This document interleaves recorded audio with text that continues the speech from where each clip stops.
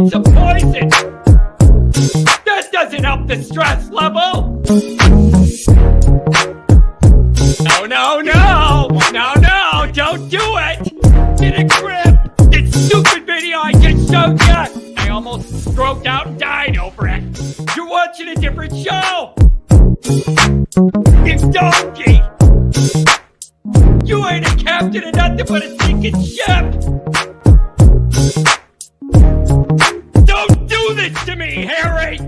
The Ohio State. It's Ohio State. What do you mean, the? 312-988-15. Hello? You tell Johnny all you've heard and seen. Sometimes it's good to just yell about football. Yeah, that's right. That's right. Welcome in. Welcome back, folks. Notre Dame football is back in action this week. And I don't know whether it's going to be good for us. I don't know whether it's going to be bad for us. It could be awesome for us. You feel like you got a new lease on life after all of last week's game results or whatever. I don't know what we're going to get, but I know that Notre Dame football is back. I have no idea what we're going to get, but I know Notre Dame's back in the mix. And I just feel like I hope everybody feels that rejuvenation, including the team, including the coaches, including the players, including the fan base, including the media. It just feels like Notre Dame's got a little like a bonus free life or something in a video game or something with what happened last week.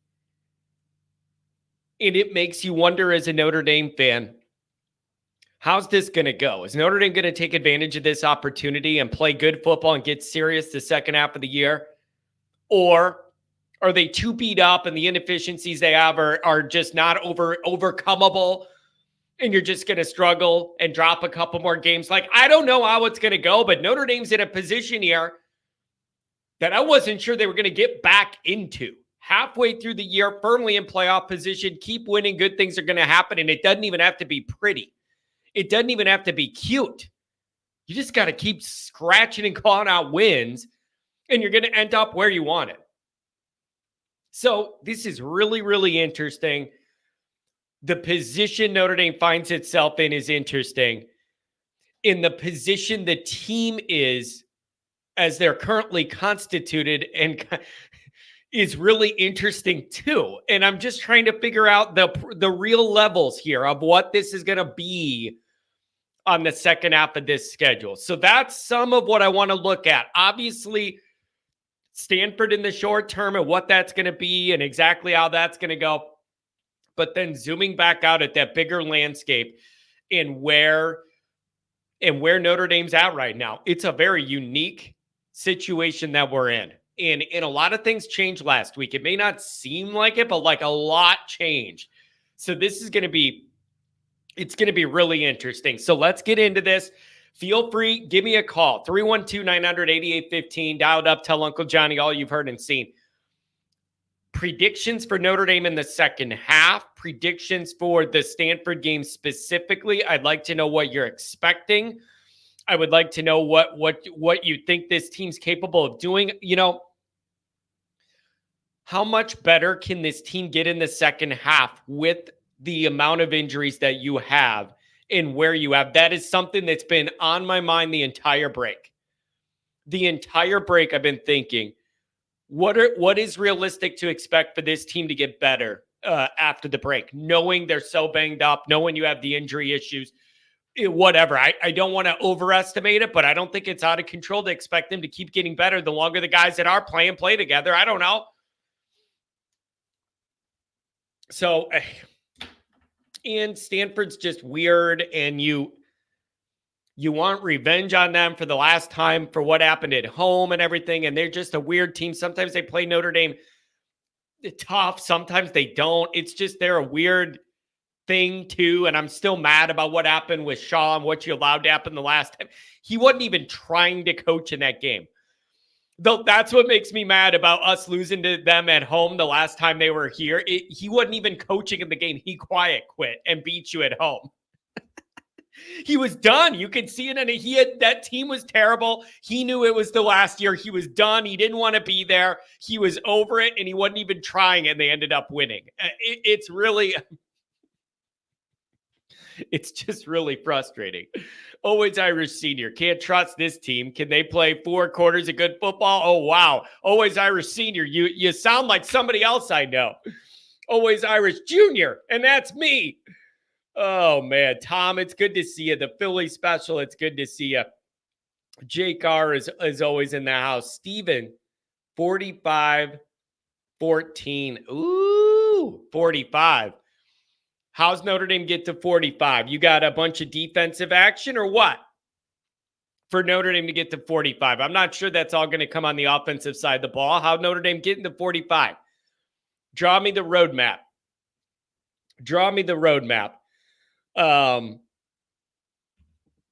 Notre Dame 63-3. What's going on? Connor, how you doing?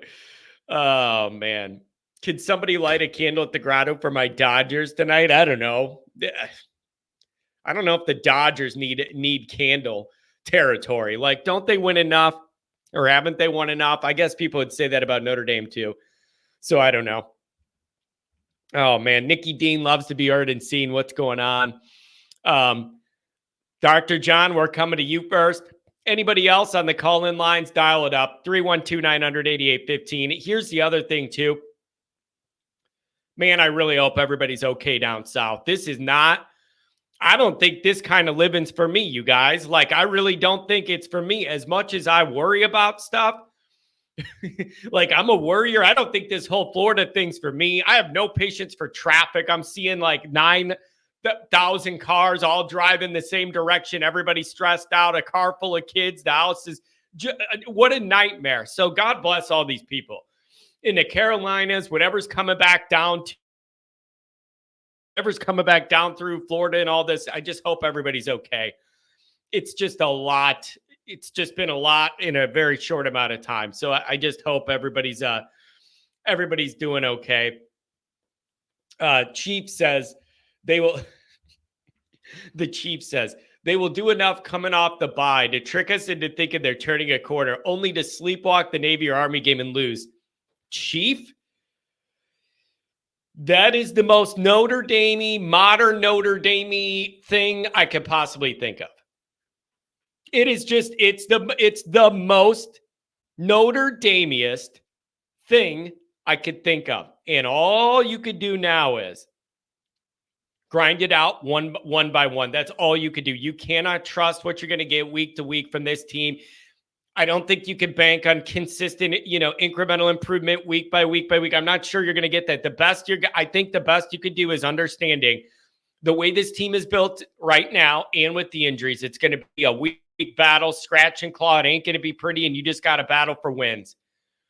And whatever that looks like. If you could get up by Stanford by a lot, God bless you. And if you can't, you just got to scratch something out. And I'm preparing for battles again. I am preparing for battles against these military academies. And it isn't because they're so awesome this year. It's because I don't trust us. Can I be clear about that? Obviously, they're both having better years than they usually do and have better offenses than we're used to. But it's more about me not trusting what Notre Dame can do than it is my belief in them. It is more about me not trusting Notre Dame. So that's kind of where I'm at on this. So I don't know. Angela, good to see you. Good to see you, Angela. It's always good to have a Rudiger here. Everybody knows that. As always, thanks for being here. You can find the program on YouTube. Callers, we're coming to you. Load it up. I want to know what you think about Stanford and Notre Dame in the second half here. Are you getting your hopes up? Are you allowing yourself to believe? That's the question I have. Are you allowing yourself to believe in Notre Dame here in the second half? After you see everybody come back to the pack last week. As always, you can find the program on YouTube. Do it, subscribe if you haven't yet. Appreciate it very much. Give the video a thumbs up. That helps Johnny out as well. Notifications on that way you don't miss nothing. Twitter, search bar Always Irish or at Always Irish Inc. Emails alwaysirishnd@gmail.com. Audio only anywhere you want it. You can get it if you don't want to see my face. Nobody blames you for that. I don't want to see it either.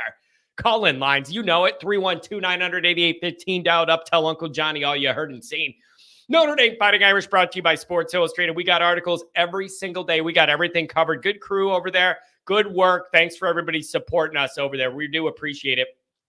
Patreon.com/Always Irish. The former captain, leading tackler, Mike Goolsby and myself breaking it all down. Nick Shepkowski joined us, the managing editor from Sports Illustrated. He joined us for Monday Night Raw. We have a good time over there. We'll get back to the film review with Jared Clark getting back into this week after Stanford. And we'll take a look at that. The Back Bay 22 says they're going to pay Stanford, but still no faith in the head coach. Unfortunately, I've had to do a 180 on Freeman. It's clear he's still trying to find his footing, and you just hoped it was a little further along. G-Bank, I wish ND played Miami this year instead of them screwing up the schedule. Could have exposed them as the frauds, opposed to playing a tough Army team and getting no credit if they win. It's interesting. I've thought about that too. It's like, hey, Notre Dame, weak schedule. You don't play a lot of team that, it doesn't look like USC is going to be that great. And we all know Florida State's not that great. So what is your schedule? What do you really have on the schedule? Well, you have Texas A&M on the high end, and they're rounding into a really good football team, playing their good defense, and their offense is coming around. And that is a team we need to support all the way, not just because we respect the head coach. That's going to be Notre Dame's best argument moving forward. I'm seeing all these articles written about A&M being a playoff contender. Well, if A&M's a contender, then by default, Notre Dame's got to be a playoff contender for beating them. So you should want, if you're a Notre Dame fan, want A&M to do really, really good and make it to the dang conference championship.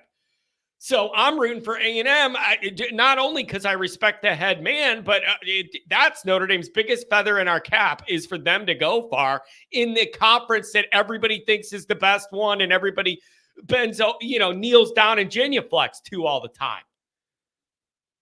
So whatever, but if they could get this offense cranked up and then play their good defense, they're going to be a tough team to beat in the SEC. So Chiefs saying they play better offense than us. Well, that's not a big, wow, there's a big bar to clear. Who doesn't? It's easier to ask who doesn't play better offense than us. So it's just, I don't know what you're going to get around here. $5 holler from the Rotate. Couple chats, and then we're going to the callers. If you're on hold, you're going to be on. V1 Rotate, $5 holler. Thanks for the donation. I will be at Notre Dame and Stanford this week. The best place to park? Here's what I'd do. If you're not doing like a big tailgate thing, like you're hosting a tailgate, you're having a big tailgate, then I would just park in the white lot right off the toll road. Just keep going straight at the big intersection. Park in the white lot. It's like $25 or something. Hop on the free bus. It drops you off right at Touchdown Jesus, and you're right where all the action is or whatever. And then get back on the bus and go back, and then you're right on the toll road and get out of there. That's what I do. The only problem is if you wait to get on that return bus till the game ends or close to it, there could be 1 million people in that bus line, and it's going to take a while. So I either walk it because I'm a fast walker and have a lot of anxiety. I like walking rather than being jammed in some bus. I'd rather walk. So I walk it, but a lot of people don't want to walk it. So you just have to kind of leave early to get on that bus, or leave late to get on that bus, or walk it. That's, to me, the easiest thing to do. You could park at St. Mary's too and walk. It's not too bad of a walk from there either. Same kind of area as White Lot. That's what I would do. I'm telling you, the worst place I could see John as a professional speed dude. I walk fast. I got places to go and things to do. There's nothing more annoying than slow walkers. It's really annoying. And when I used to work in downtown Chicago and go to grad school downtown Chicago, it was so annoying. Just walk fast or get out of the way. I don't need you to walk as fast as me. Get the hell out of the way, though. I don't need you to walk as fast as me, but get out of the way so I can walk fast. At least get out of the way.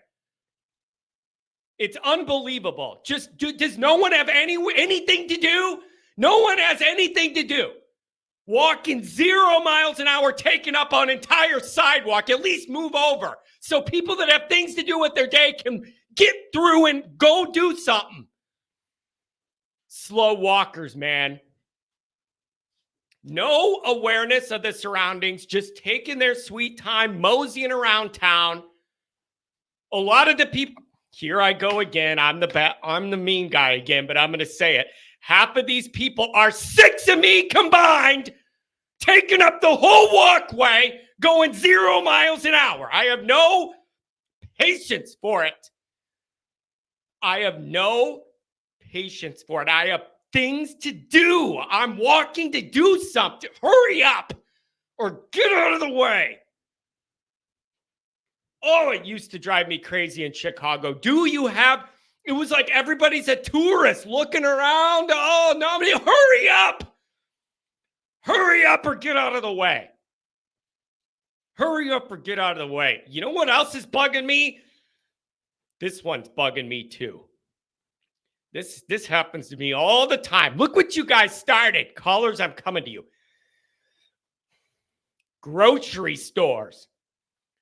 Bro, why do these people, you walk down an aisle,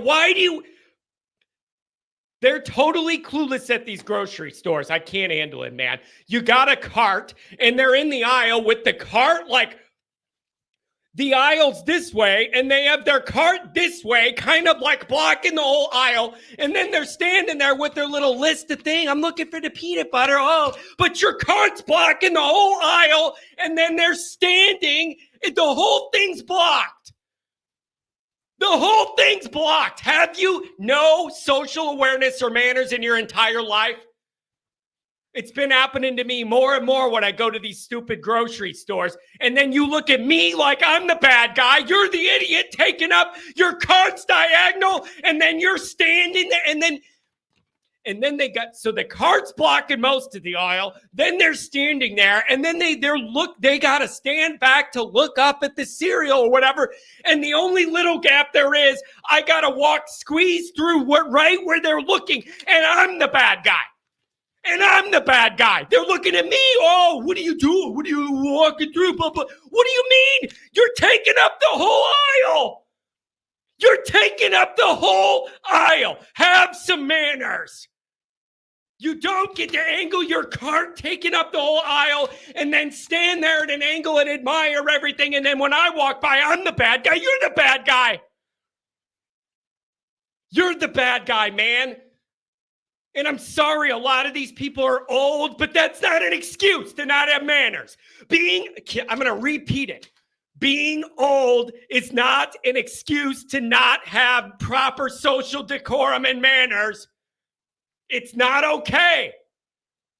I've been seeing this over and over again in the grocery store. They're just you're blocking the whole thing, man. You're blocking the whole thing. The other thing I'm starting to see at these grocery stores, I'm the master of the self-checkout under 10 items. I ain't in there getting dinner for 900 kids and whatever, and I have $400 of stuff. I run in there when I'm running my errands, grab a few things, and I go to the self-checkout, and I'm out in 2 minutes.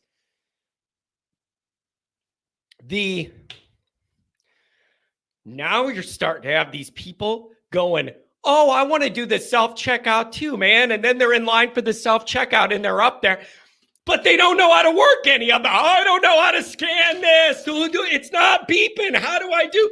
Where's the barcode? How do you do? Oh, I got an Apple, but the Apple doesn't have a barcode. So how does that get ringed in? How do I do all that? By the time we do all that, it's no quicker to do self-checkout. Son of a buck. Why would you do self-checkout if you have no idea how any of the technology works? How does that seem like it would help your day go faster? Every single time.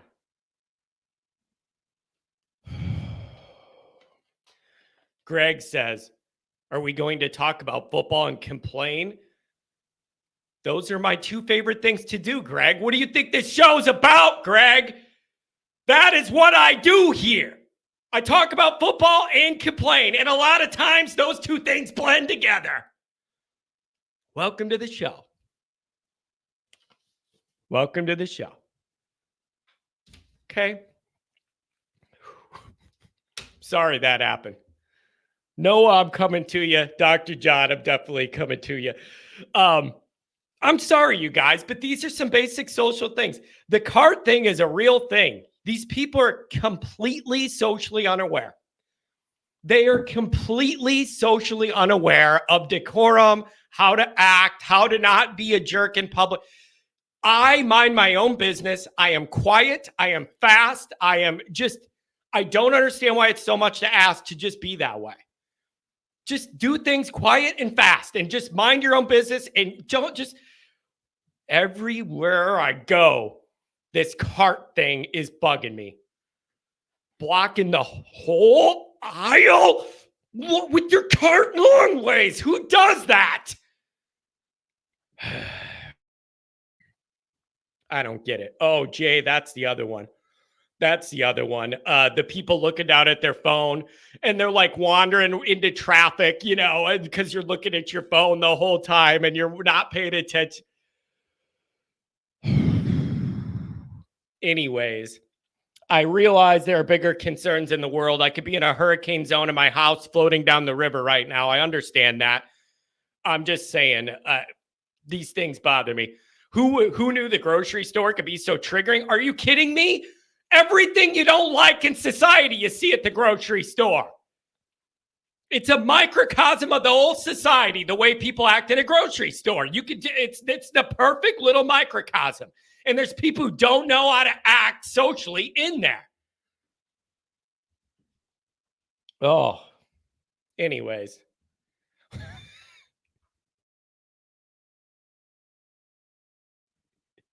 Coming to you. C. Jones. Morning, John. Do we get a sleepy Notre Dame or a fired up Notre Dame? One of my biggest questions.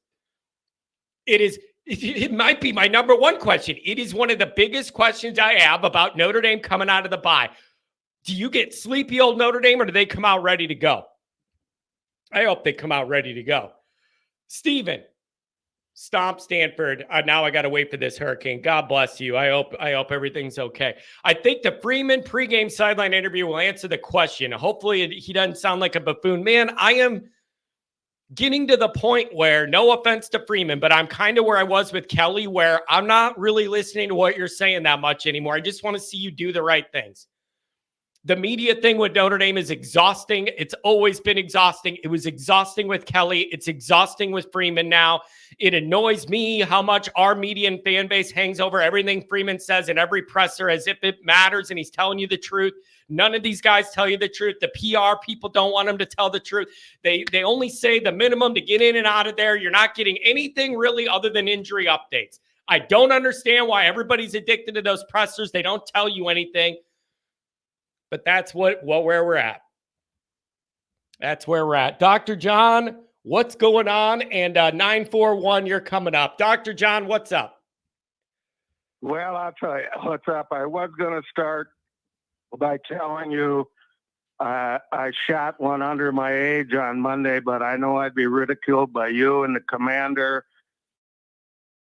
Even going to bring it up, okay? That's some good shooting. Not even going to talk about it. I just hope it was for 18 and not 9, Doc. I'll say, see what I mean? You want a rant? I'll give you a rant. That's beautiful. No, and the other thing is, watch this. Watch this, Doc. Good job. You shot 68. That's pretty good, buddy. Look at that. Wow, you're well under par, man. You're getting into the mid 60s. Wow, you're getting pretty good. There you go. How do you like what I did there? I helped you out. Thank you so much. Yes. And that goes right along with what I was going to say next, and that's how much I appreciate you taking my call first on these Wednesday morning. Oh, and I want you to get to the golf course. I need to tell some what? I want you to get to the golf course. I don't want to be the reason I'm holding you up from teeing off. No golf today, John. I'm sorry. But anyway, I think like the commander and the chief and those and Kent and that other yokel from wherever questioning why you take my calls.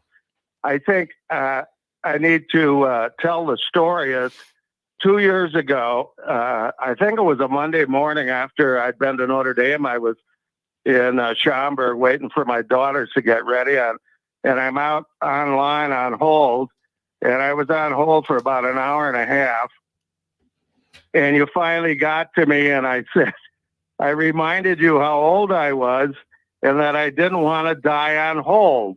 And ever since then, you've taken me promptly. I don't want to make you sit on hold all day, man. That's mean. And I really will feel bad. You're gonna be laying there at your wake with the phone in your hand by your ear the whole time with my number on there. I don't want that on me, man. I don't need that on me. Well, I tell you what, if you ever click into me and you don't hear a thing, please call 911, will you? Yeah, that'll be it. But I do.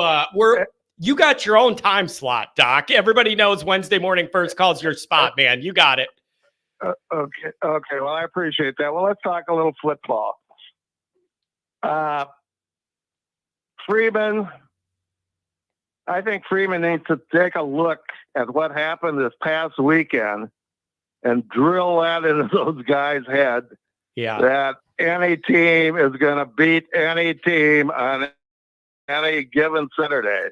Yep. And you gotta have that. I want to see the same intensity they had coming out against A&M. Yeah. There was no way A&M was going to beat them that day. It just. You could see it in Freeman when he's dancing in front of him on the, getting ready to come out on the field. And I know it's tough to get that intensity every week, but I mean, Vanderbilt beats Alabama. Yeah. You gotta, Yeah, Tennessee. So anyway, Tennessee falls to Arkansas. You gotta emphasize that, Doc. I knew it was a big weekend when you started texting me, because I don't usually get that from you, but even you were texting me like, "Are you watching this? Like, it's a great thing to watch." And I think it was right after, within a few minutes span, Michigan and USC both lost. I believe that's where you pulled out the phone and sent me that message. And it did warm your soul. It was good to see, man. It was just good to see all those teams kind of come on back to the pack. Well, that text I sent you, how sweet it is, was right after Michigan lost. Yeah. And so, okay, Doc, let's recalibrate here. Notre Dame's got a little kind of a second lease on life, it feels like, with the upsets and everything. Can they is it too much to ask for them to come out high flying, ready to go against Stanford? And like just you're coming out of the break, you got this, you should be rejuvenized.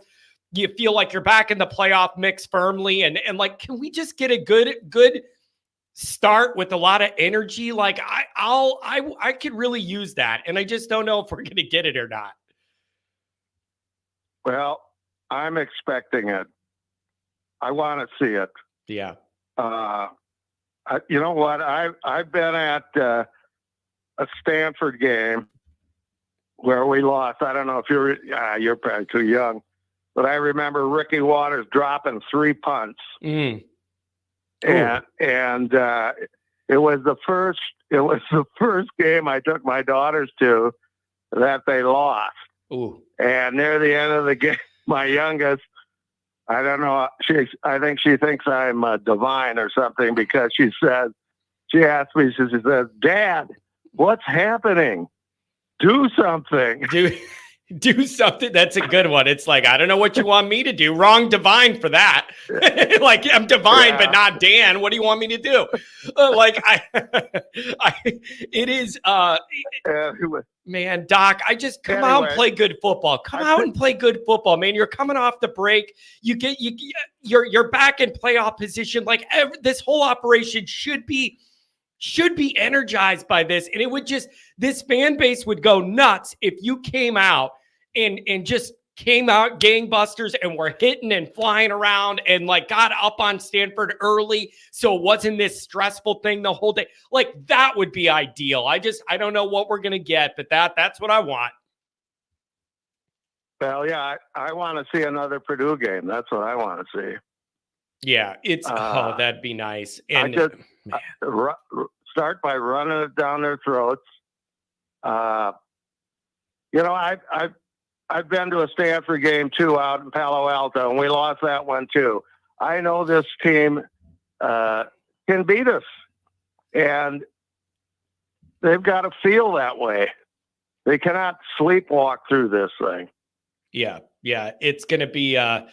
You're going to have to show up to play, and it's just, I don't know, man. It's so much of the second half of this season is about what we do. Like the opponents are Notre Dame is physically capable of winning all of these remaining games. There's no doubt about that.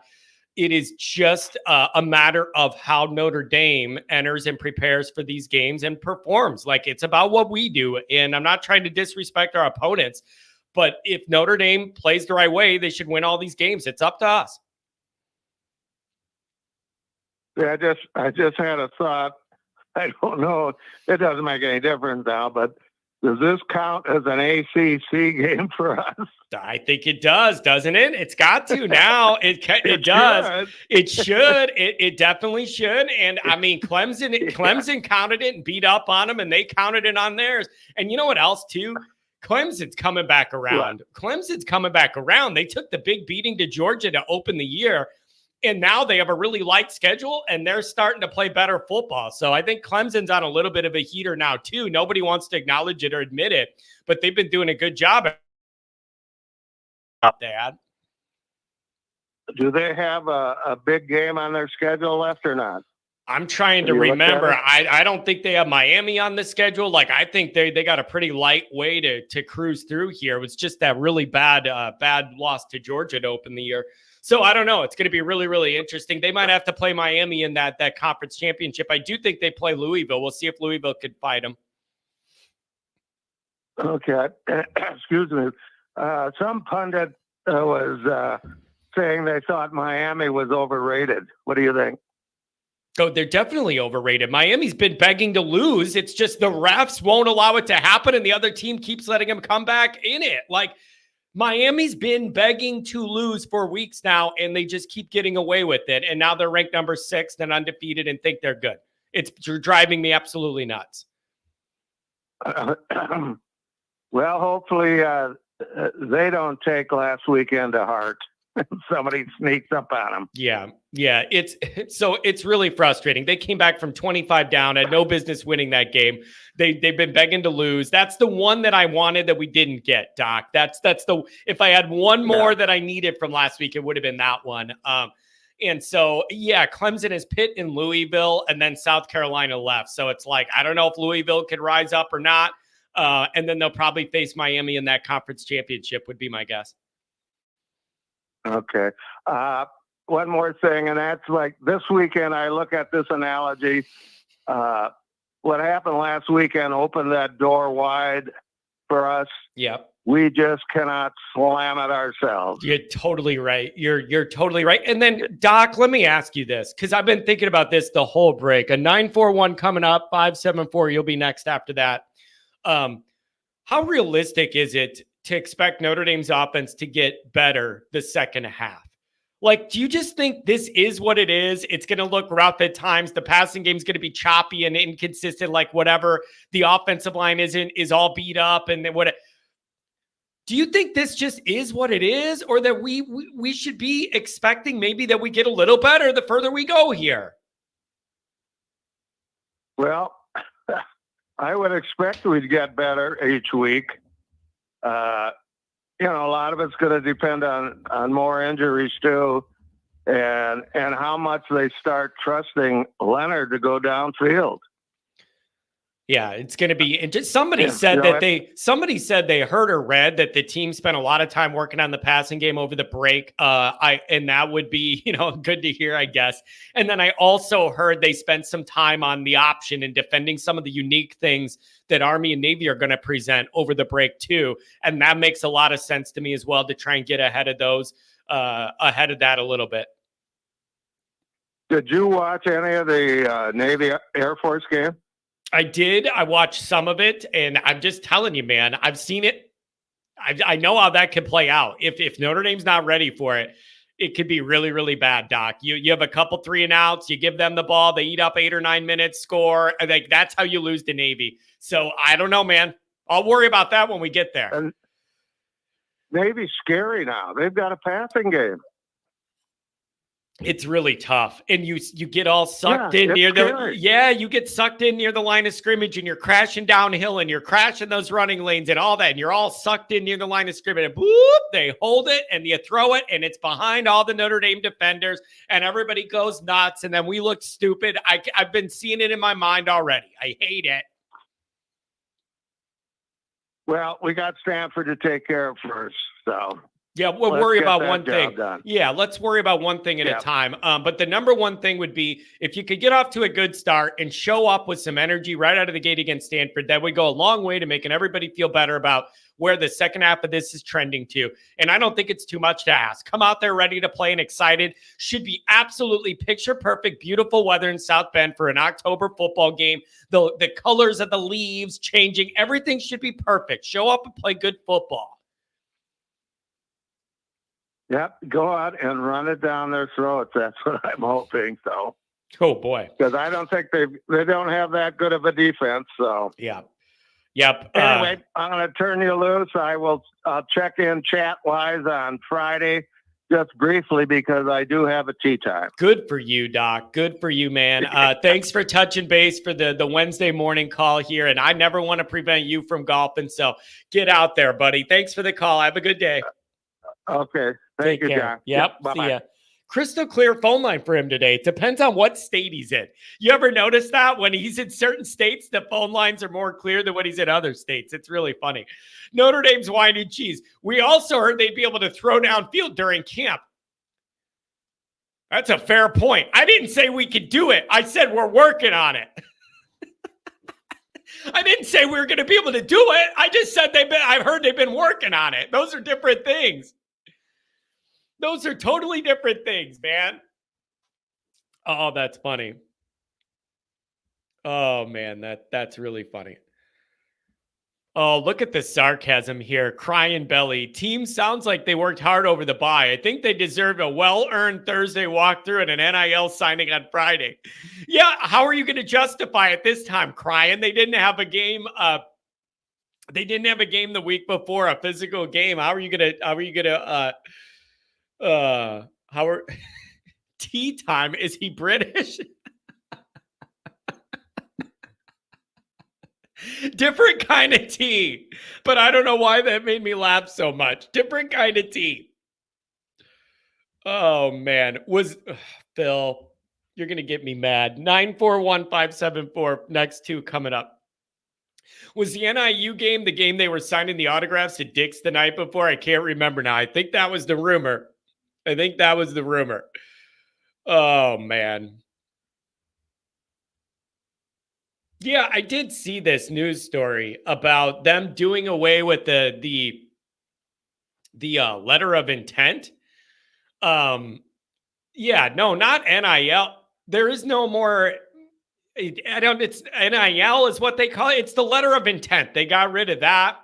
But I don't think that has to do with NIL, right? And the scholar, I don't know how that's going to change everything. Is that just a paperwork thing or what that changes? I don't know. 941, what's going on? 574 next. What's going on, 941? Nothing much, man. It's been a crazy week for football. What do you make of it, man? Like, do you feel re-energized, like on Notre Dame's behalf? You know, like when you felt like, oh man, bummer, we blew it against Northern. Are we going to be able to get back in the hunt? And then while you're sitting there doing nothing all weekend, you're right back in the hunt. Do you feel like some energy from that? Yeah, I mean, I definitely feel better about our team. Obviously Alabama losing to Vanderbilt, we're not, the laughing stock anymore. Obviously the loss to NIU is still bad, but so many teams fell. But, with that being said, looking at our schedule, we should not lose another game this year. Like, we really should not. Gosh, it's really hard not to think that, right? Like, don't you think it's realistic that Notre Dame's going to be favored in all of these games? Like, I genuinely think Notre Dame should be favored in every single one of them. The issue is, can you trust Notre Dame to perform the way they should to the level of their talent to beat all these teams, right? Isn't that the question? Yeah, because I mean, I know our O line, definitely is not where it should be. But I mean, like I said, looking at the schedule, we don't play another ranked opponent. Obviously, with USC losing, but with Freeman, it's like the way he's lost to unranked opponents. Like I don't know if it's bad to say it, but I feel like if he honestly does not win out this year and we don't have a playoff berth, I don't know if he should be coaching at our school anymore, honestly. So I don't know. What do you think the realities of that are? Like, if you fizzle out the rest of this year, maybe he's got one more year to try and prove that things are on the right track. Like, I really don't think anything's imminent this year, even if you lose 2 or 3 more and everything goes off the tracks. So then what do you think is realistic? You have one more year to kind of get things right and make the playoff to prove yourself?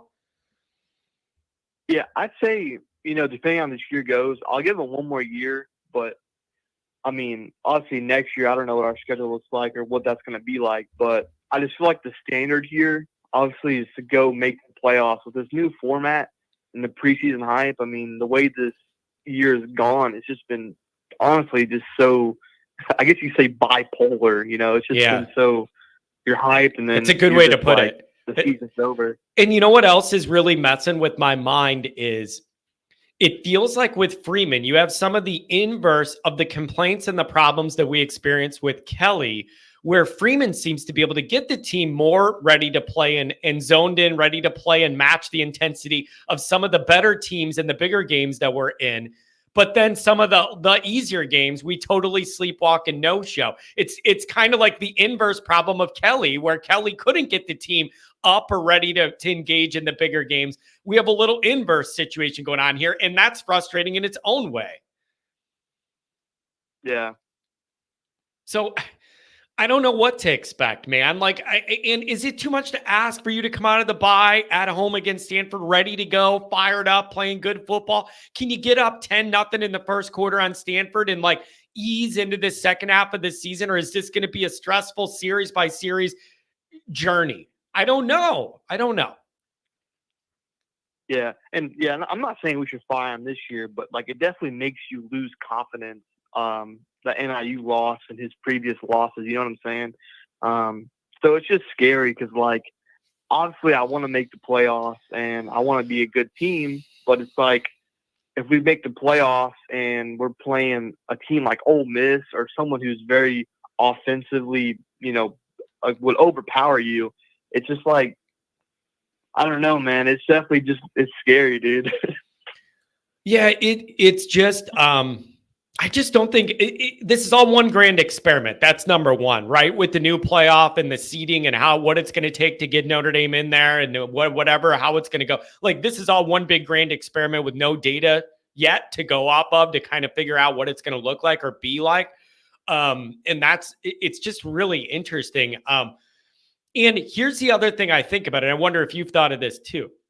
Pete Bavacqua did not hire Freeman. Jack hired Freeman on the way out. And that is interesting to me because that changes the relationship in the way Bavacqua thinks about things because it's not his guy. He went out and hired, and he's not married to that hire intimately the way that Jack is. And I think about that. And it just makes me wonder about, does that free him up to be a little harsher with the critique because it's not his hire? And I do wonder what Bavacqua thinks of the program and where it's at. Yeah, I agree. It's definitely interesting. So I don't know, man. And let me ask this. Am I crazy for holding out a hope that maybe the offense finds a little something and gets a little better here in the second half and can maybe week to week grow and get a little better little by little? Or am I asking for too much? I mean, I'm honestly hoping for the same thing, man. I think, with our, our coordinators, man, there's no reason why we shouldn't be improving. Like, I think honestly having hope in your team is definitely what you need to do, and not just throw in the towel. So I mean, this year, we're only halfway through the year, so maybe things will change, and we'll actually be able to contend. And like I said, the back end of our schedule is pretty weak. Maybe we just roll the rest of the way, and things are going to be smooth sailing. So yeah, we're gonna have to see. Okay, let me ask this. This is something else that's been on my mind over the duration of the break. Is it fair to be like, man, we have a lot of injuries? And when I say a lot, I mean a lot, like a dozen to top line contributors in the first and second string on both sides of the ball. We have a lot of injuries.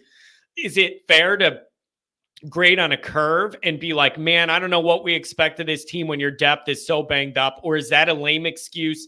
You're saying next man up, we should still be able to beat these teams. And I don't want to hear that excuse. You need to go out and find a way to win anyways. I've been thinking about that. I mean, I feel like it's I think it is a lame excuse, but at the same time, our O-line is inexperienced. But the fact is, obviously, you're not playing anyone who is really that talented. And I feel like at the end of the day, Notre Dame, we have more talent than anyone we're going to be playing in this back end of our schedule. I mean, obviously, USC, I don't even think they're that bad this year. I think, obviously, the few losses they do have, they're not good, but they're definitely not terrible. That's the only game looking at this year that should be tough in the back end of our schedule. But everyone else, I mean, we should have more talent than Florida State and Georgia Tech, So I don't think it's necessarily a good excuse. But like I said, I mean, if we do lose another game, I'm not going to be surprised. But I think the talent's going to beat these teams anyway. Yeah, you would think so. And if you show up engaged and ready to play and you prepare appropriately, you'll be all set. And the other thing, I don't want to be this guy, but I'm going to be this guy. I'm a Notre Dame Warrior, and everybody knows that. I'm looking at Navy and Army totally differently, circling them on the back end of this schedule because they are unique circumstances, the unique way they play. It's a totally different ball game, not a run-of-the-mill game. You got to prepare differently and do things differently to win those games. I am not overlooking those teams, and I expect to be frustrated for both of those games. I just do. Yeah. I mean, like I said, Army, dude, I was watching, I don't remember what game it was, but that option's deadly, man. It's no joke. Yeah, and man, it's really tough. And then if you're going to have the injuries, here's where my mind goes. Then you have the injuries on Notre Dame's side, which means then you have depth and younger guys having to play more in those situations where maybe they haven't played in a Navy game before or whatever, or familiar with it. A couple wrong angles and it's a touchdown. I'm telling you, it's that big of a deal. A couple wrong angles by a young linebacker or a D end, and it's a gash. Like, it's that serious when you're playing Navy. If you're not right where you need to be, it's a big problem. I'm telling you, it's going to be anxiety provoking. Yeah, I mean, it kind of goes back to the NIU game, that one play where they just ran up the middle and scored when they were like on their own 20. If we can't stop the run game, we're going to lose that game, like no doubt in my mind. And also, I hate to be that guy, but like I said, that option, I mean, like I said, I've watched those academies play, especially Army. It's no joke, and if you can't stop them, it's not going to mean an easy victory at any means. Yeah, it's going to be stressful. So I don't know. Well, I'm with you. The talent is there. Even with the injuries, Notre Dame should win these games. I just think it's going to be a week by week stressful battle. Like, I'm just expecting that. And it starts with Stanford, and you just hope you claw out another win, hope some other teams lose, and you just hold in there in the fight. Like, that's the best we could do. And I think Notre Dame's capable of it. They just got to be in the right mindset and go perform. Go perform. Anything else, my friend? Thanks for the call on the midweek. Yeah, nothing else, man. I'm out here in Tampa, so I'm probably going to miss some football this week, but best of luck to the Irish, man. Dude, I was going to ask. Out here from Florida. I was going to ask. I saw the Florida number here. You guys going to be okay? Are you okay from the first round? And what are you expecting to get this time around? Yeah, well, obviously the last hurricane that came through, Helene, wasn't really we got the outer bands, but this time I'm actually in the direct hit, but I'm more inland, so it's not going to be that bad. Obviously, the wind's going to be a bit crazy, and I'm not like in a flood zone. So obviously around me is going to be probably flooded, which is very depressing. And they're expecting power outages for like up to 2-3 weeks, depending on. Yeah, it's definitely going to be interesting. Man, well, good luck. We'll say a prayer for everybody down there. My brother's down there, kind of on the other side, so I think he's going to be okay. But I'm thinking all you guys. I want all my Notre Dame people to be okay and be safe. All right, man. Hey, take care. All right. Really, have a good one. Really appreciate it. Thanks, man. I like that. Guy might be losing power for 3 weeks. The last thing he's going to do is call Johnny up. I appreciate it. I mean that. I do appreciate it. Oh boy. Listen, I don't know. I don't know what to expect from Notre Dame. The rest me nuts, you guys. I just feel like I don't know what we're going to get. I have no idea what we're going to get. And it's just going to be one of those years where it's just going to be a week to week problem. Jay, NIU keys to the loss. 2-0 turnover margin, 2 blocked field goals. And you know what else too? That 86-yard or whatever over the touchdown pass right in between our guys, like in that tiny window that went all the way. Like that's just the odds of that hitting are almost zero, and Notre Dame lets it hit. It's just unbelievable, man. Some of the stuff that happens to Notre Dame, it's so Notre Dame-y. It could only be Notre Dame-y. It's unbelievable. Yeah, rotate. Here's the other thing you could do. If you're still with me, rotate. Hang in there. 574-224. Coming up next. Rotate. If you're going to be around campus earlier in the day, like if you want to get there early, like mid-morning and walk around and do stuff, not like an hour before the game, you could go down Twickenham, the road Twickenham, which is kind of like there's Eddy Street and then there's Twickenham and then the stadium parking and everything right there, like right where the stadium partying tailgating is. If you could park all down Twickenham and all those side streets and it costs $0 and it's a 5-minute walk to the stadium tailgating party, if you want to do that, you could do that. But I advise getting there early because those spots fill up because everybody knows it's free street parking. So you're just going to have to get in there earlier. Phil says, be quiet, John. That's my secret spot. Dude, I've used that spot too, and it's easy in and easy out because it's off the grid a little bit. But look up Twickenham, and I can't even tell you how to spell that. It's Twickenham and all the side streets that are connected to it. People park there for free. You just got to get in there a little earlier. And then it's literally 5 minutes from the tailgating area in the stadium. And it's also really convenient if you're going to go out on Eddy Street after or before the game or whatever. It's just literally right over. Do you think Alabama's questioning their head coaching hire? I don't think you could do that yet. Can you? Just because they lost one dumb game, you don't lose under Saban. Now you don't think that guy's a good coach? I just think that's rough. 574, what's going on? And Andrew, you're coming up next. Haven't heard from you in a while, Andrew. Looking forward to connecting again. What's going on, 574? What up, man? What's going on, buddy? Well. Notre Dame's back in action. I want to know what you think of it. Are you rejuvenated by other teams losing and Notre Dame's in playoff position again? Is it re-energized your Notre Dame soul? What are we dealing with here? Talk to your boy. As re-energized as it is, NIU gave me PTSD for the rest of the season. Totally fair. Dude, I got to tell you, man, that is fair. And I'm struggling with it. I'm really, really struggling with it. And I'll be honest with you guys. I was talking to some of the Sports Illustrated team, the Notre Dame Sports Illustrated team, and I admitted I am struggling to get over and process the Northern Illinois game, and I have a lot of scar tissue, and I'm having trouble totally trusting our team after that. And I admit I am not over it, and I totally admit it. I'm not acting like, oh yeah, I'm over it and I'm fine. I am not fine, and I am not over it, and I openly admit that. I am struggling with it still.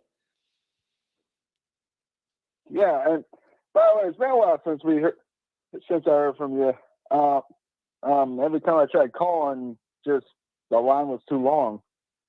But sorry about that, but that is a good sign. It's a good sign overall for the show, though. I'm sorry to make you wait. You remember me, though, don't you? Yeah, I do. Although I got a lot of 5.74s though, too. That's the thing, because it doesn't have a name. It's just the 5.74s.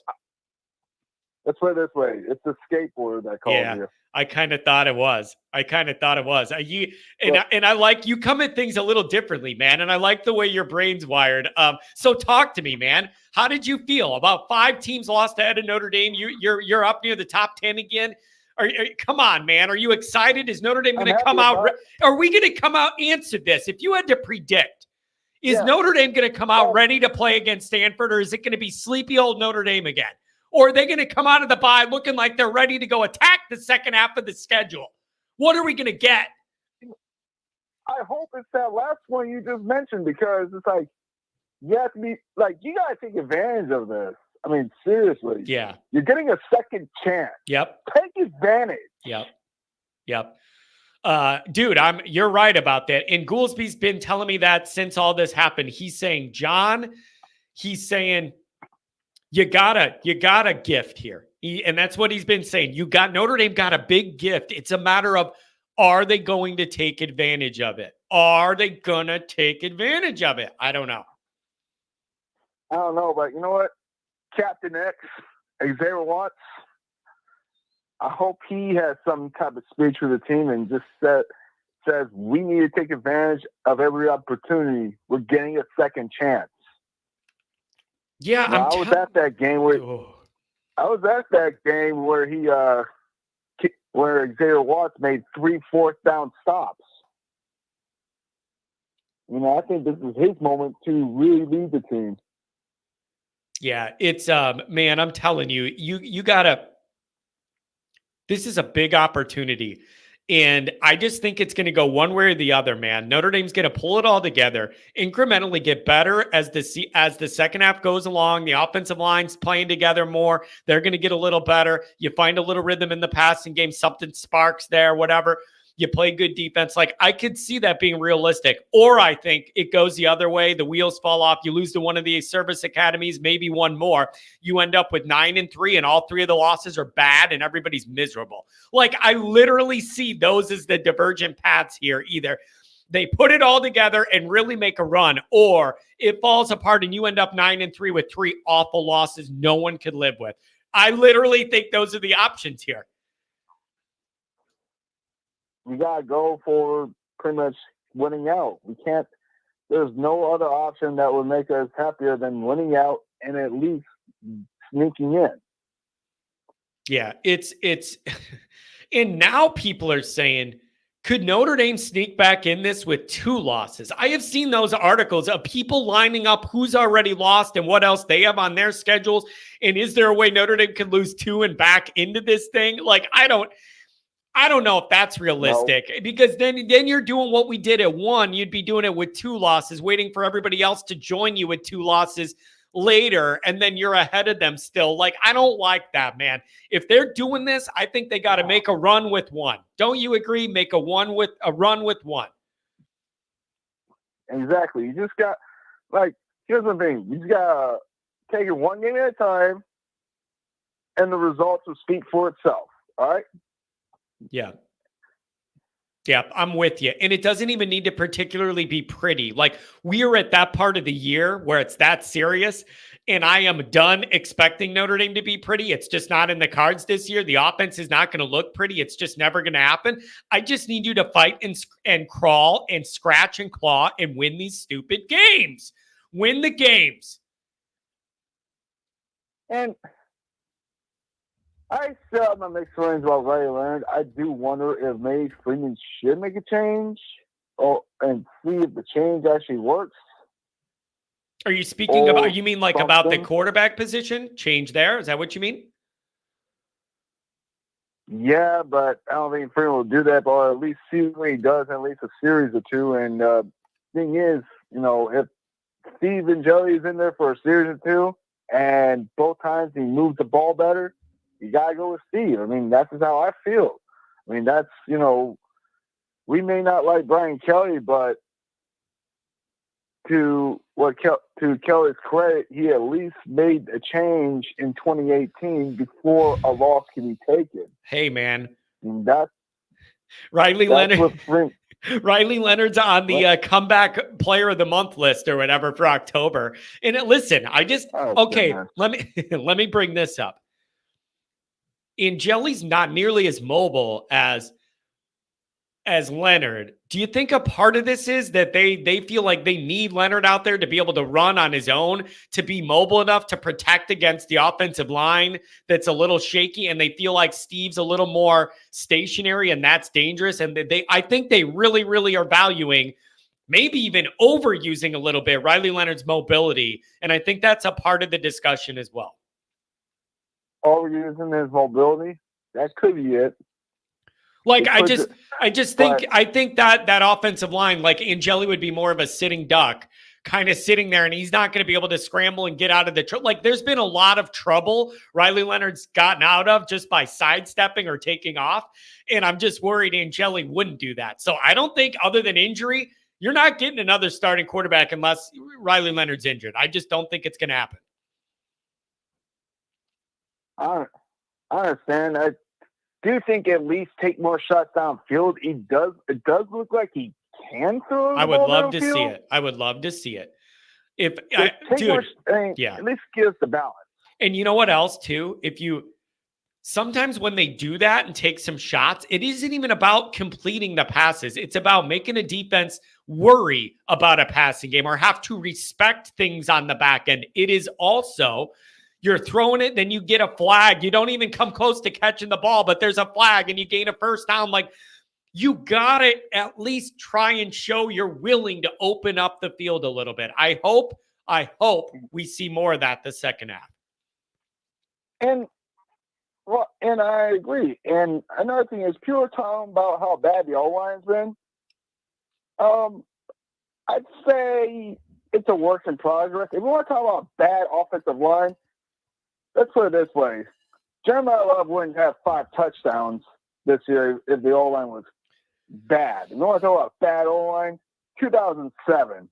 I mean, I was so shocked that we still had any quarterbacks in one piece and alive. I think Jimmy Clausen was just deceased. He was deceased back then. The poor kid didn't have a chance. He had no chance, and he was getting pile drived every single snap. He was getting literally just like tombstone pile drive every single snap. It was really bad. And the other thing is, listen, this is a little different because you have injury on injury on injury on injury. I'm not acting like this is your frontline starters that are all playing bad. You're in a really bad position, man. Even your backups needed backups because of the injuries. Like, it's a really bad spot. I don't know what you can expect as far as efficiency when this is the backups of the backups that have to play. I don't know. Well, like I said, it could be worse. Like I said, it could be 2007 all over again. I mean, at least our guy actually this year has time to throw the ball. Man, it looks like it's pulling teeth sometimes for Notre Dame to run an efficient, effective offense, and it's very, very frustrating. And it's like that for a lot of reasons, but everybody's losing their patience. Maybe after the bye week, they have more time to figure some other things out, and they're going to add some wrinkles that help. I don't know.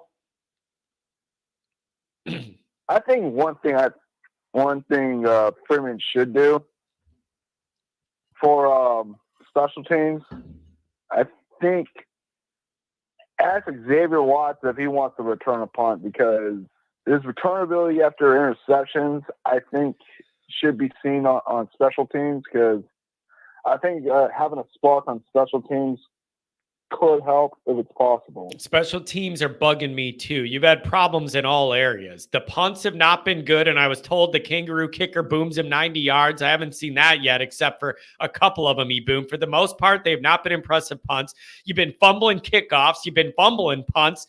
You've been muffing it like it's a scruff film from the 70s with your muffs all over the place. I don't appreciate your muff. All right. And I don't appreciate your muff. This ain't 1975. Catch the ball. Catch the ball. Do I look like I'm laughing? I'm dead serious. Catch the ball. You're getting You should field. win the special teams, You're coach. getting field goals blocked. I just don't appreciate any of what's happening. All right, Freeman, you should hire John to be the special teams coach next season. I got a zero tolerance for special teams mistakes. They're totally preventable. They're totally preventable if you know what you're doing. I expect a tight operation with special teams. I need a tight operation, man. So it's just driving me nuts. It's just driving me nuts. Shoot.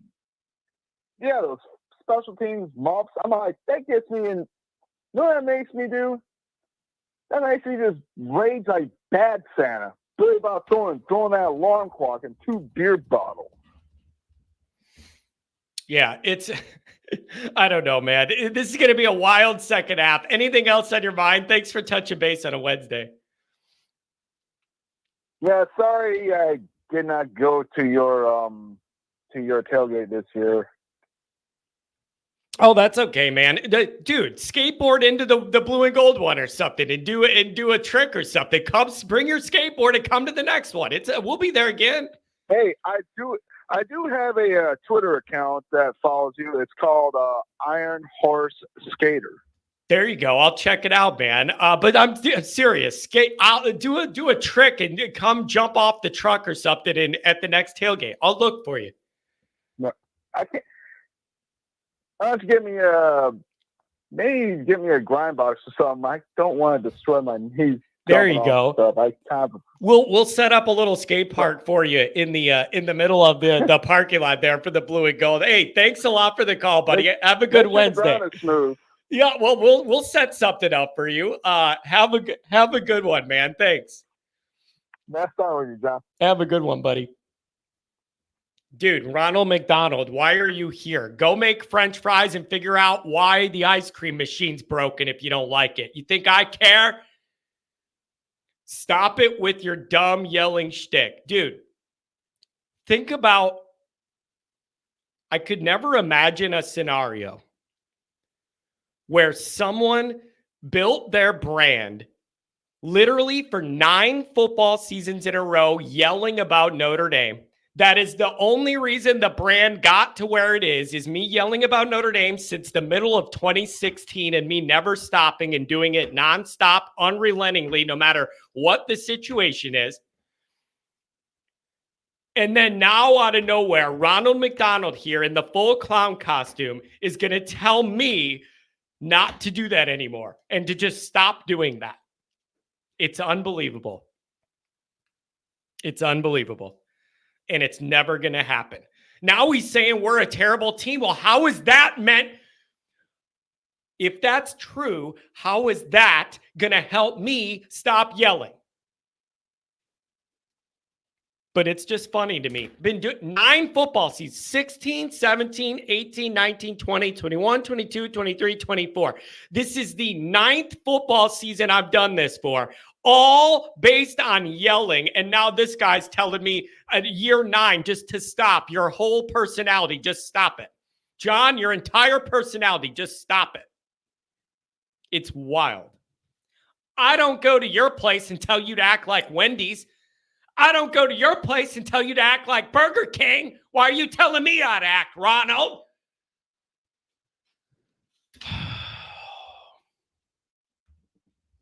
Andrew, what's going on? I'm fighting with McDonald's. Like, Andrew, what is going on? What is going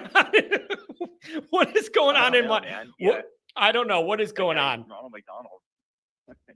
Getting under your skin. Yeah. Hey man, I haven't called in a while. I thought I would call in, talk about where I think Marcus Freeman's at with the season, and then I think we need to discuss this recruiting class. I know that was probably better for last week, but I have some real concerns about the recruiting class. Oh man, but yeah, whew, I think baby, Andrew. All right, let's start with this. Notre Dame's in a really interesting spot right now overall. Don't you agree? Like, the team this year's in an interesting spot. Freeman and his era's in an interesting spot. There's a lot like hanging in the balance, and it just feels like you're in a weird little spot right now. Do you feel any of that vibe? That's how I feel. Absolutely. And I think, man, after last week's results, that NIU loss just looms so large. If we win that game by 1 point, let's say we hold on and win 14-13. I mean, we could be ranked like number 3 in the country right now. Yeah. And we're sitting in the driver's seat because we'd be favored to win every single game. So we could even potentially drop the last game to USC and we still host a playoff game. That was was the idea, Andrew, is that you would feel like Notre Dame would have a game in their pocket of leeway. And that was the problem with blowing that in week 2 against Northern. That was your like ace card, and you felt like you had one to play with there for wiggle room, and now it's all gone. Absolutely. Yeah, it's gone. There's no room for error. I think a second loss definitely means we're out. I don't care because I think that they're going to use the NIU loss against us. They're not going to give any credit for beating Army and Navy, even if they're ranked wins, which kind of sucks because those teams are actually kind of decent this year. So you got to win out. And so what I think about Marcus Freeman is this. I think a lot of the fans are acting like brats right now, really just fixating on NIU. And they're also just like, they're so fixated on that horrible, horrible throw that Leonard made that they're really not acknowledging that Leonard has played a lot better over the last few weeks. He did throw the ball downfield. He hit Greathouse wide open for a touchdown. And his other touchdown pass was sort of downfield too. He can't block. You know what I mean? He can't play right guard and be, a better blocker than Rocco Spindler. That guy played like crap against Louisville. So I think that really hurt their team. But yeah, on Freeman, this is where we're at. He's actually, for the first time, I think at Notre Dame, he's got to earn his stripe as being the head football coach. I don't care what anybody says. He was one or 2 years as because like I'm not even counting Purdue as a Power 5 DC. I think he was Purdue for 1 year, and then that coach got fired. So he was a DC for 1 year, and then he gets one of the best jobs in college football to be the head football coach. He got a mulligan for the first season because we're going to chalk it up that Buckner got injured. Last year, he underperformed, and then now he's in year 3. There are literally no excuses. Like, we can talk about injuries, and I think injuries will play a factor, but there are no excuses. You are going to be favored in every football game from here on out. You've got 3 home games and 2 neutral site games. And then the hardest team and then the 2 of the teams that were supposed to be the toughest teams on your schedule, Florida State is a joke. It's a dumpster fire. And USC could be on quit watch by the time we play them in November because they've already got 2 losses. They're going to lose this weekend, most likely to Penn State. And then what happened last year when USC went on a 3-game losing streak? They totally quit on the team. And Riley started planning for next year. So yeah, I mean, there are no excuses. Now, I do worry about injuries though, because eventually you might have to play defensive end because what are we down to our 3rd string at defensive end? We're actually playing. It's tough. We're actually playing a true freshman now, so it's like as the backup. But man, dude, you want to acknowledge the realities of just how bad the rash of injuries are. But like nobody's willing. You can't use that as an excuse to be like it's okay to lose games because of that. No one wants to hear that. Like this is too serious of an overall situation for that to be able to be in play. You just have to figure out a way to win anyways. You have to. Well, I think, and again, this is sort of going to be controversial, and I know this is Tim Brock's first season as OC, but I mean, I think if you want to compare like who's the better coordinator, it's pretty amazing that Al Golden supposedly runs an NFL defense, which is supposed to be the most complicated kind of defense that you can run in college football. And he's able to plug in not only redshirt freshmen to play heavy minutes for him, he's playing true freshmen at like really important positions like cornerback. I mean, that just shows you like that guy knows how to coach. And then I've called in before and I've talked a lot of smack on Al Washington. But you have to, I mean, I think is he not proving this year that he knows how to develop young players? I mean, he's getting heavy, good minutes from Traore before he got injured. You got just all these young guys. The what's his name? Bryce Young. He looks like he's going to be really good. I mean, like for these guys to be ready to play, it shows you that Al Washington is actually a pretty good coach. So I think he deserves a lot of credit. So it's such a night and day between what's going on defense and then what's going on offense. And really, to get to my second point about the recruiting class, doesn't the recruiting class feel that way as well? Like defense, it sucked when Ivan Taylor flipped to Michigan. But if you look at the defensive side of the ball, it's a pretty solid class, especially if you land one of the two linebackers that are still sitting out there.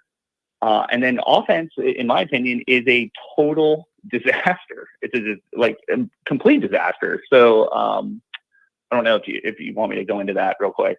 Yeah, I mean, it is weird because you get into the season, like the recruiting stuff, if we're doing this show in June, it would be way different. Everybody's focusing only on that. Like, isn't it weird how you feel like it's on the back burner now because you're in the year, but it's still going on? It's just a little interesting how that plays out. Why it shouldn't be on the back burner is two things. If Freeman does lose another game, your fan base is going to start calling for Freeman to get fired. I don't think serious people are. But and sorry, I don't mean to say that your fans aren't serious. I just meant that like Denver or the AD and then boosters. I don't think they'll necessarily call for him to be fired if he loses the second game. But if the season falls apart, they go 9-3, 8-4, or something like that, and then his recruiting class continues to slide. Like right now, I think they're like 13 or 14 based on whatever recruiting websites you look at. And if they get another decommit and they start to drop, that's what gets coaches fired. I mean, Dan Mullen was coming off of a really great season where they pushed Alabama in the SEC championship, and then he had a bad year, and then they made a move. The boosters made a move on him because the perception was his recruiting class was falling apart. So I just think that's really important because if you look at this recruiting class right now, it's sort of hanging on by a thread. Like you've got to keep like the Dallas Goldens of the world, the kid in Indianapolis, who's also that really good defensive back. You've got to keep the defensive end from Chicago. If any of those guys decommit, Notre Dame is really going to tumble. Additionally, right now, we're going into mid-October, and you don't have a quarterback in your class. You only have, and let's just be honest about this, you only have one legitimate wide receiver in your class. You have Jerome Bettis Jr., who's a legacy recruit, but that's what he is. And a lot of people think he's a safety. And then you have that guy, Richardson, who just committed, who Alabama thought was a safety as well. So you've got that's how could you get to this point? You only have one legitimate wide receiver in the class. Yeah, it's a problem. And then the other thing is the running back room. Like, please explain this to me, John. Notre Dame just put a left tackle into the NFL, drafted in the top 5. The right tackle got drafted in the second round. In the last 10 years, numerous NFL or Notre Dame offensive linemen are like all pros and Pro Bowl type players. And all Dalen McCullough can recruit is get the 35th best running back in this class. Can you explain that to me? How is he not landing a top 3 running back? Why wouldn't you want to play running back at Notre Dame? It's a good question. Get off your ass and actually get a good running back. It makes absolutely no sense. And then, what do they only have? 3 offensive linemen committed in the class? You want to be in this situation again where if somebody goes pro or transfers and then you're starting true freshman again in 2 or 3 years, that part of the reason why is you're not taking enough offensive linemen. Georgia I think they took 7 offensive linemen last year. So it just shows you the different philosophy of recruiting. And then I would just end on this, that, you mentioned my point on the Monday show, but I just want to reiterate this, that Chad Bowden is supposed to be this genius recruiter who they were so scared that Michigan was going to take him that they upped his contract. Yeah. Please explain to me how Notre Dame currently does not have one recruit committed to the class from the state of Texas and California. Please explain that to me. Yeah. That's good strategy. Yeah, you're saying you're going to ignore the 2 best states in Chad, the country? That's brilliant. Don't you agree with me? Chad and Marcus need to sit down and reevaluate some of their procedures here. Don't you agree? Like some of what you're doing or the way you're targeting or the timing of what you're targeting and the quarterback thing and then this stuff, like I don't have all the answers, but it feels like a recalibration is needed with their process and the way they're thinking through this. I don't want to be an alarmist. I'm just saying I think you need to tweak your process. Well, I was talking with Tim Hyde on the message board for Blue and Gold, and you know, like they're investing all this money in sending like guys like Max Bullock to Alabama to try to recruit linebackers in the state of Alabama. Like, what do you think the chances are Notre Dame's going to land a linebacker in Alabama where SEC teams are interested in them? Like, they have never been able to do that. There are occasional prospects who we land down south, but they're typically guys who are not getting recruited by the upper echelon SEC teams, like an Anthony Knapp. Additionally, like the state of California, if you look, like if you go to 247 right now and you look at the listing of where their top players are going, you'll see tons of out-of-state teams pulling players from the state of California. It's open season. So it's like, why would you spend all this money and time and resources going into like the deep south, like Alabama, Mississippi, Georgia, and even Louisiana, spend all this time and money where if you actually are on a high 4-star or 5-star, you know you're going to compete against the SEC. You could go to California and get a similar quality player who would be happy to go to Notre Dame. It just makes no sense. I wish somebody would ever ask, Freeman or Bowden that question. You know, why don't you have an office in Los Angeles or Orange County? Why aren't you building pipelines into that private school league that Kingston Villiam also played in, which produces some of the best players in the country? You know, it just makes no sense. So I think that this season's sort of on the brink. Like the half glass full is he actually earns being the Notre Dame football coach and does what Brian Kelly would do, which is beat all the teams you're supposed to beat and make the playoff and get an extension and then maybe save the recruiting class. Or he can do what I fear he might do, which is he'll lose a game or two and we're right back to where we were. We're going to a mediocre bowl game, and he's not getting an extension at the end of the year. So, I mean, every game is the Super Bowl for us. Yeah. So yeah. It's good for your show, because I think you're going to get a lot of viewership. So. It really does feel that serious, just as far as what's on the line, practically and perceptually. It really does feel like that. And this is a big moment and a big second half of the year for Freeman. And there's going to be adversity and the injuries don't help and everything, but you got to win these games. But yet I share some of your concerns, and I just don't. This recruiting thing is not where anybody wanted it to be under Freeman at this point. Let's just be honest about that. And they need to figure out why, and they need to get it corrected. And if that means we're doing less video remakes for promo and more actual recruiting, then we need to do that. Like, whatever. Maybe that's a cheap shot by me, but I'm sick of the fluff, and I need more of the main meat and potatoes, man. Totally. Yeah. Well, thanks for taking my call. And just on the injury side, I think we can weather injuries on the defensive side of the ball. It is getting a little ridiculous, but Golden, like I said, has proven that he can just plug guys in. Can't afford injuries on the offensive side of the ball because we're just so thin right now at offensive line. And why aren't we playing young wide receivers? I mean, you're telling me that Cam Williams can't get it. What these older guys are doing? They're doing nothing.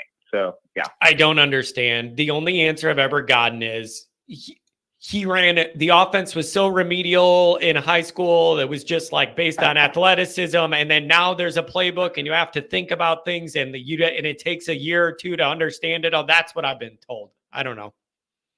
I thought we were always told that Notre Dame recruits are so smart. Yeah, I know. Like, it's amazing how Ohio State and Alabama recruits can pick up the offense when they're 17, but our guys need 5 years in the system. Here's my other argument, Andrew. Here's my other argument is I often hear those guys aren't effective blockers. They don't know the whole route tree. They're not able. I always hear they're not able yet to do everything, all of the responsibilities yet or whatever. My response to that is, I don't need them. I'm not asking a freshman to do, and I don't expect them to be proficient at every single part of doing the job. Highlight what you can get out of them, especially when you have an offense that's struggling for a spark. But what do I know? Do you think Kalen DeBoer takes out that young, I forget his name, the young wide receiver for Alabama because he doesn't like his blocking? I mean, what's stupid? Yeah, it's like, I don't know. You didn't recruit Cam Williams to It's frustrating. block. You recruited him to score touchdowns. So it's ridiculous. Now look at it this way. Maybe that's like something to look forward to for next year. We already, the wide receiver thing's always questionable. Maybe that's one thing you're really looking forward to, I guess. Well, why though? I mean, they haven't even played, so it's like, what are we looking forward to? I feel better knowing we have an athlete like that coming down the pike that's already in house. That makes me feel good. Well, I would just worry, if I'm a guy like KK Smith, I'm my second year in the system, and I can't even get on the field, and there's zero production in front of me. Are you going to start taking calls down south? Man, it's I don't know. So there's no easy way out. We'll see, Andrew, and it all starts against Stanford. We'll see what kind of performance we get at home. I really appreciate the call on a Wednesday, buddy. Take care of the rest of the day. Thanks, John. Have a good one, buddy. Yeah. Oh, Happy Gilmore. 574, you're coming up. Let me do this chat. $10 olive from the local source. I've been back and forth on my confidence in Marcus. I think we need to go all in and get behind him. He's our guy. It'll keep getting better every year. Let's all get behind him, Irish Nation. There's a very positive outlook on it. And if you have a good year the rest of the way, should theoretically help recruiting. We'll see what they're going to do with at the quarterback position, backfilling Deuce's spot and all that. Crying Belly, you act like Aeneas Williams and Kedron Young aren't great recruits. They may be, but the issue was what comes next. That was the debate, right? Those guys are really good, but they're already here. That's not an appropriate answer. They're already here. This is about the next batch of recruits. You can't just say we already like what we have in these classes. You don't need to recruit good guys to backfill. You got to keep it going.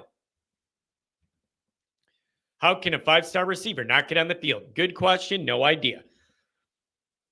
It's overwhelming to be able to process the Notre Dame playbook, and that's what I've been told. You don't have to like it. But that's what I've been told. 574, what's going on? Welcome to the show on a Wednesday. What are the realities of all this, my friend? Hey, John. Good question. Make it make sense. Make it make sense, man. There's so much swimming around in everybody's Notre Dame brain. It's just hard to find our appropriate levels. What are the realities? I really do think that the offensive line is what's hindering us the most. Unfortunately, Riley Leonard is the scapegoat for issues that are really stemming from the offensive line. I had to put in a call because the 574 guy with the skateboard, he made a statement, and I have to simply disagree. He said that the offensive line is a work in progress, and Riley Leonard is who he is, and I don't understand how you can give the offensive line the benefit of the doubt and not give Riley Leonard the benefit of the doubt, especially when Riley Leonard's issues, in part, are stemming from the offensive line. That's really tough. It's really, really tough to parse that out and separate it out.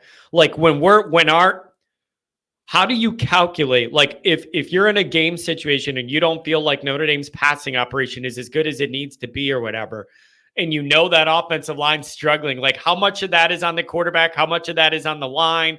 Are you able, maybe I'm just not good enough at looking at the film to understand, okay, on this play, he had plenty of time and protection and still made a bad throw. And on another play, he didn't have that kind of protection, or there are guys not getting open. There's all those things in the mix.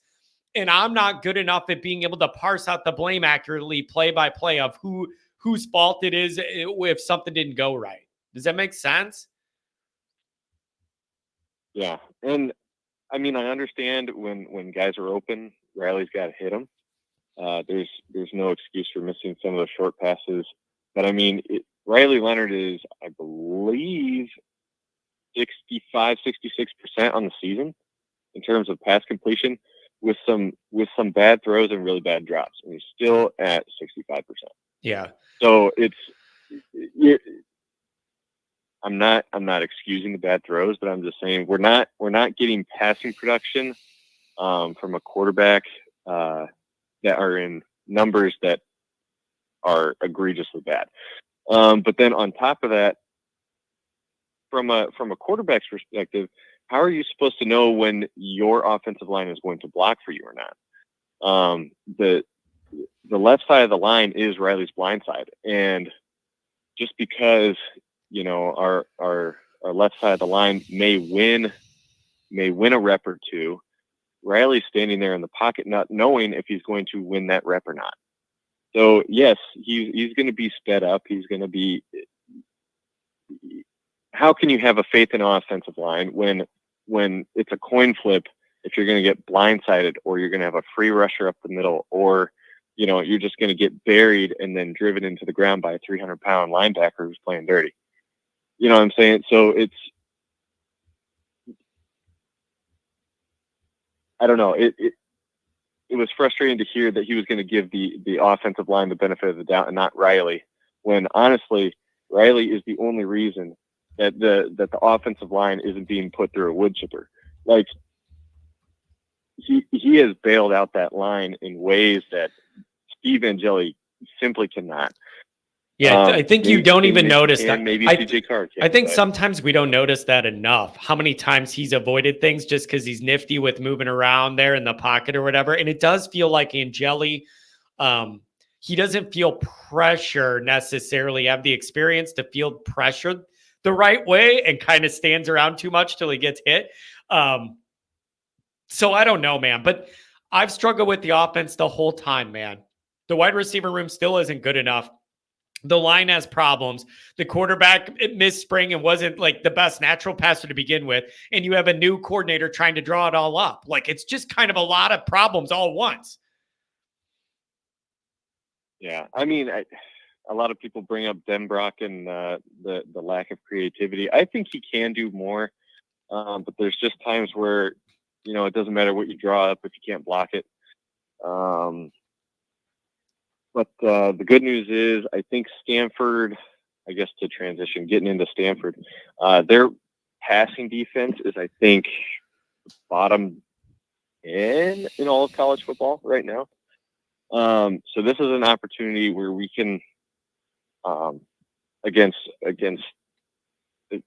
a real team, not against just ourselves in practice, but actually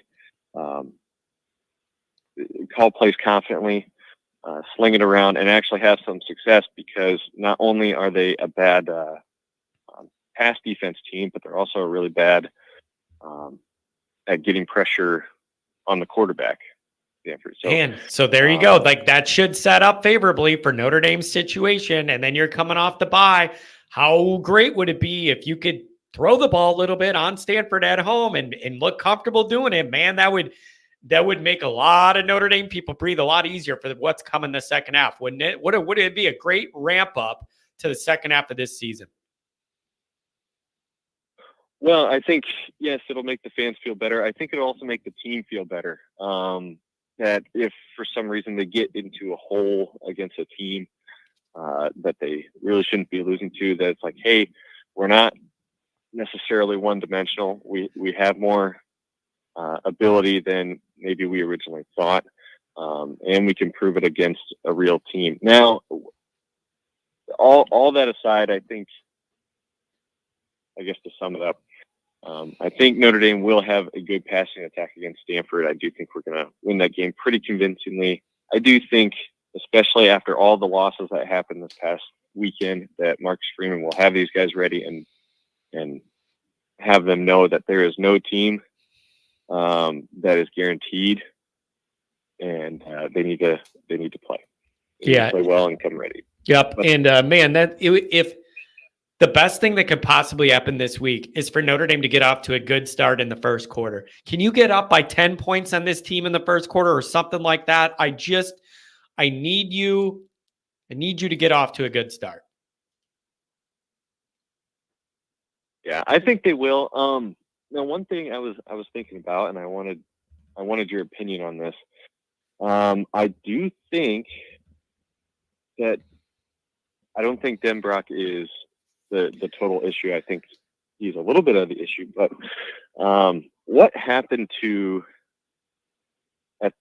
right before the beginning of the season? I think it was fall camp, and the offense and defense played each other, and like they did a jersey scrimmage, and the final score was like 45-42 or something like that. And it got me thinking, what happened to our offense that we were putting up 45 points on our defense? Like what kind of play calling was going in? Because our defense is really good, but somehow we're still hanging 45 points on our own defense, or at least 40. And other than the worst Purdue team in a decade, we haven't scored 40 points on anybody.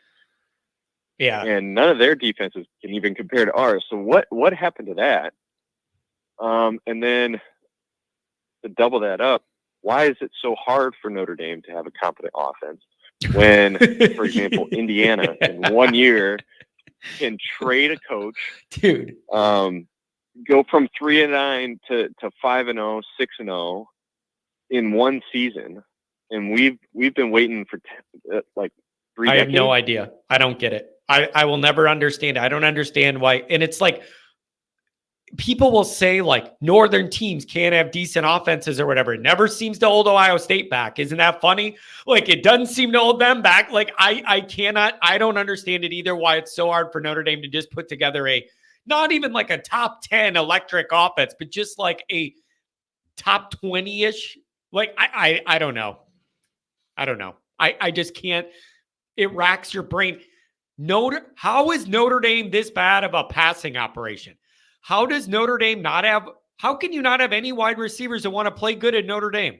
It blows my mind. I don't know. I don't have answers to this question. Yeah, I think we're just calling scared, and I really do think that's a Freeman thing. I hate to admit it, but I think playing scared is a Freeman thing.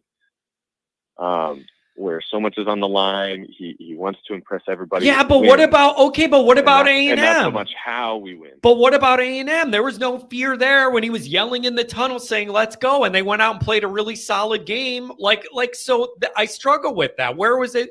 How could you be fearful of Northern Illinois at home and not A&M at their place? Like that's where I struggle with that angle. Well, they weren't scared to be in that stadium, but they were scared to lose. And that's how they called the game. Man, that's frustrating. Man, I mean, that's about as good as I can put it. They were not going to flinch because it's loud, but they were going to flinch because if they lose, the whole thing is going to come down. The whole world's going to collapse. And it ended up collapsing anyway, so it doesn't even matter. But man, like I struggle. Yeah, I struggle with that because I was very, very like content with the way they came out against A&M. I love seeing Freeman fired up. They played well throughout the game. They didn't have a bunch of dumb errors. It wasn't the prettiest thing, but like they won. Like I didn't think they were afraid of the moment, but I don't understand why we can't get consistency. That's where I struggle, is the lack of consistency with the output. Yeah, I just think it's a Freeman issue. I really do. It's don't make mistakes. Don't lose in a stupid way. And by doing so, we're going to lose in a different stupid way. Like, Vanderbilt, for example, ripping it all over Alabama, ripping it. They hang 40 on Alabama. And, maybe that calls into question Alabama's defense, but they're not playing scared. They're not playing scared. Yeah, it's interesting, and I do agree. Freeman needs to find some levels here because he seems to be like up and down or whatever. But I don't know, man.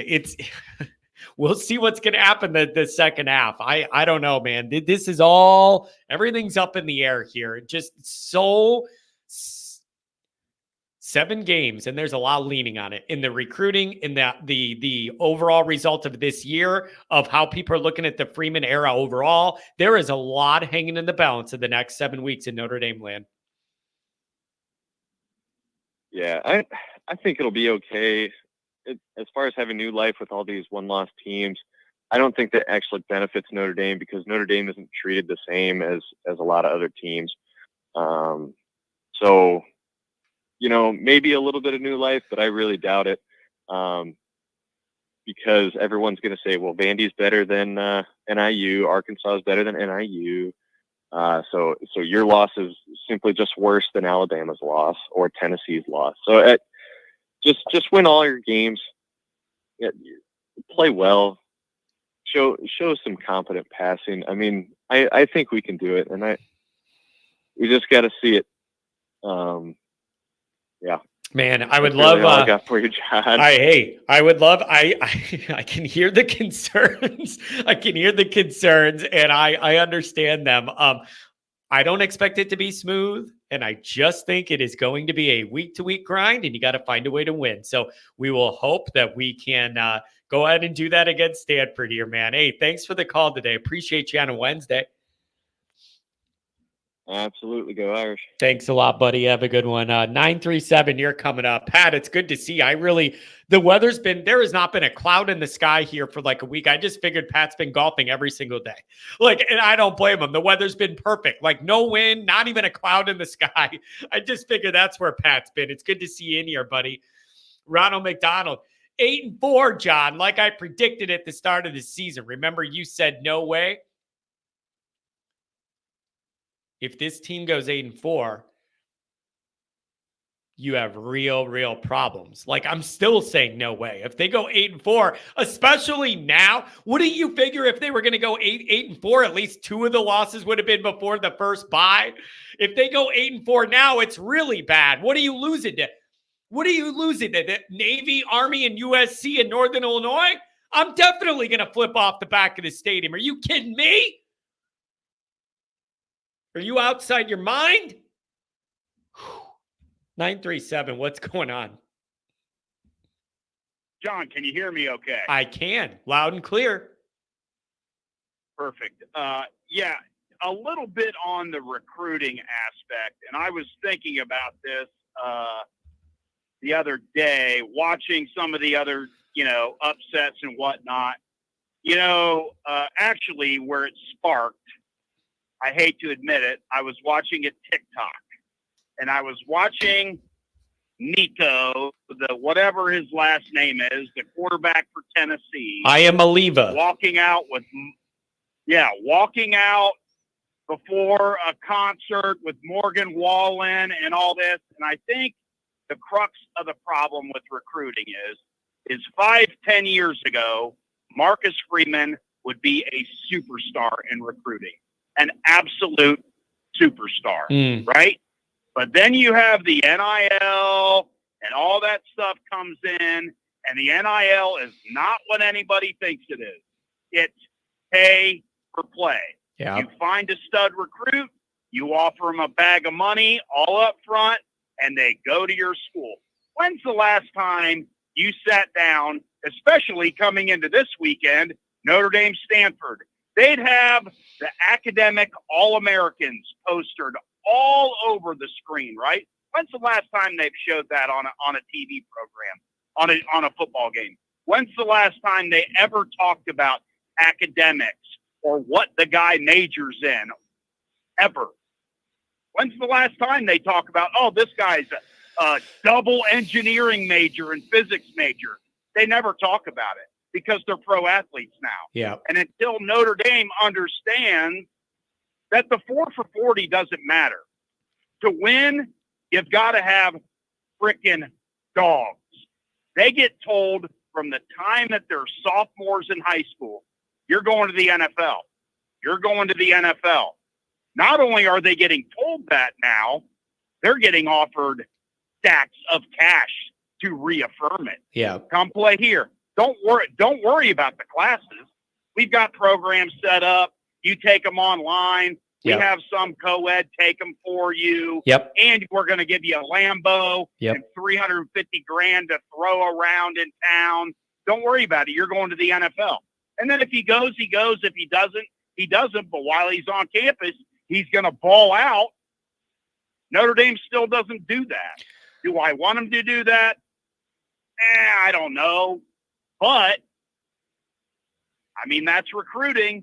Is Notre Dame going to get into that game? It's really, really I don't know. interesting. It's really, really interesting, man. I have thought about this a lot. Like how different, otherwise, sorry to interrupt. Otherwise, they just got rid of national letter of intent, right? Why not just give them contracts? Yeah, man, I've thought about this a lot. Like if Freeman had the last handful of years to recruit at Notre Dame before like NIL became legalized, what that would look like and how different it would look. I've really thought about the timing on this. However, damn well, nobody around Notre Dame wants to hear that used as an excuse to not be good enough in recruiting, right? Like, doesn't it come off like we're crybabies when you go, Freeman's trying hard, but now it's the Wild West, blah, blah, blah, blah. What do you want us to do? And then also, we want to be in the mix for these guys, but we don't want to totally disavow academics and make it not about that at all. Like, it's just really hard for Notre Dame to thread the needle and find a sweet spot to be able to serve all masters and succeed in this dynamic where you could play some of the game, do the money thing to get some guys, but they're still going to have to go to class, but maybe make it where you don't have to be a brain surgeon to get in. Like, how do you thread that needle if you're Notre Dame in the modern era? It's one of the biggest questions that we all think about. I personally, I think we're headed this direction anyway. You're representing the school. That's it. You could have a program at Notre Dame and say, look, we're going to offer you a chance to go to school and you can take advantage of everything that we have to offer, or you can major in football and we'll set aside classes that specialize in managing your finances, blah, blah, blah. Yeah. Investing. Coaching 101. Yeah. Whatever. You can either take advantage of it or don't, your choice, but you're just representing the school. I mean, that's what you really think that some of the uber studs ever step foot into a class anywhere? Yeah, they don't. No, they don't. There's no way. Nope. You're right. There's no way. I mean, these guys are superstars now. They're getting, nationally televised, football games. They're on commercials, billboards, millions of dollars. I mean, that's the direction this is going.